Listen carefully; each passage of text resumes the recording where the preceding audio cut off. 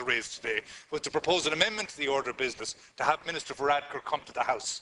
We have seen again today crocodile tears being shed by a minister who says that he's going to redouble his efforts in the context of dealing with the crisis where 551 people are on trolleys and beds throughout the country rather than where they should be.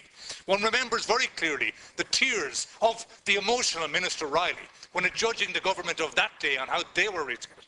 One can only wonder what he might think of the blunder of this particular government, as we have seen 551 people from all hospitals in the country, in particular Limerick stands out with some 55. Just when are the government going to get to grips with this crisis? Last week I outlined the fact that the HSE had looked for 1.4 billion in the words of Tony O'Brien in correspondence to the Department of Health last September. What did the government do? They gave an extra 100 million.